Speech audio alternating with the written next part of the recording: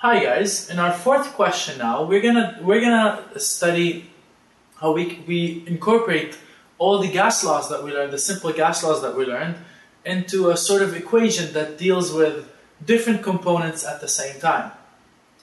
So this question's actually straightforward. We're just trying to show you how to plug in the values and what equation to use in order to solve problems.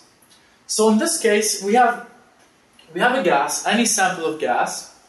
Now, the initial conditions for this gas is volume is equal to 5 liter, temperature is equal to 26.8 Celsius, and the pressure is 724 millimeter mercury. Now, we changed the conditions that the sample of gas is present in. So we left the gas sample the same, so the amount is still the same, but we changed the conditions. So we put the temperature to be 29°.6 and the pressure to be 0.74 atmosphere. And we're asking what would be the volume, what would be the final volume of this gas after changing the conditions. So in this equation over here, we see that we have a lot of different givens. We have temperature, we have pressure, and we also have volume. Now, we know that the number of moles is not changing.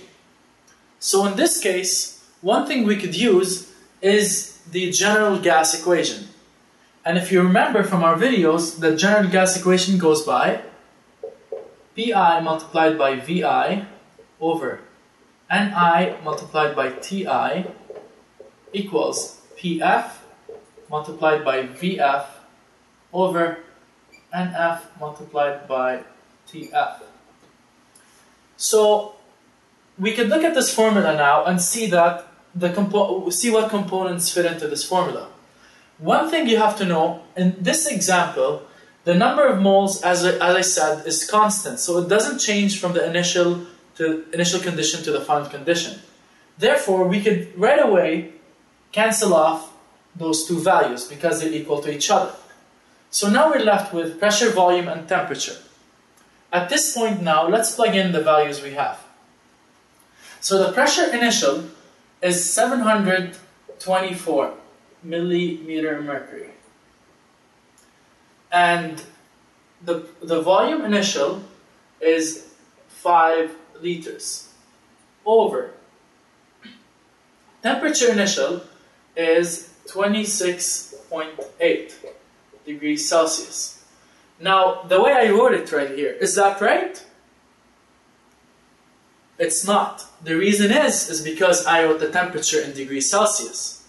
What should the temperature be in? Remember, for gases, it should be in Kelvin. So you should convert the degrees Celsius to Kelvin. And we do that by adding 273 Kelvin. So we put the 26.8 plus 273 and then Kelvin. So that's equal to pressure final. Now the pressure final we have is in atmosphere. And remember that you cannot do the calculation unless the units are compatible. So in this case, we could have either switched the pressure initial to atmosphere, or we could convert the pressure final to millimeter mercury. So in this case, let's convert the pressure final to millimeter mercury. And we do that, of course, by doing 0.74 atmosphere times 760 millimeter mercury over 1 atmosphere. Now this takes care of the pressure. We still have the volume. The volume final is what we need to find. Over temperature final is 29.6. And we put 29.6 here plus 273 Kelvin. So at this stage now, we could cancel out the units here. And now you'll see how we're going to cancel out the other one. So if we reorganize this formula, V final would be 302.6, that's the Kelvin. I'm just not going to cancel right now just to show you how the units add up. So 302.6 Kelvin times 724 millimeter mercury times 5 liters over 296.8 Kelvin and times this amount over here, so that's 0.74 times 760.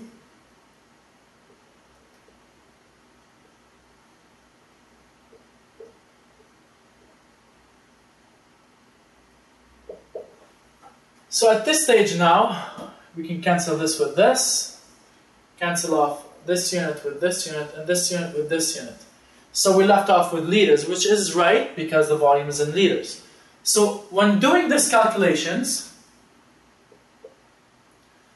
let's add up the calculations and see what they turn out to be.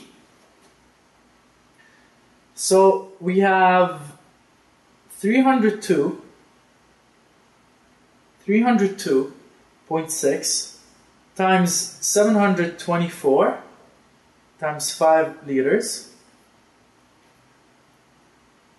divided by 296.8 and then divided by 562.4.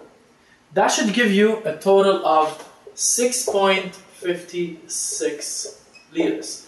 So now you could see that the volume changed from 5 liters to 6.56 liters by changing the conditions we have over here. So remember that general gas equation is really straightforward to use, and usually they would give you at least one thing constant that you could cancel off from this equation, where you're left with the only 3 components. Sometimes they give you 2 constants instead. According to what the given is, of course you could use this formula.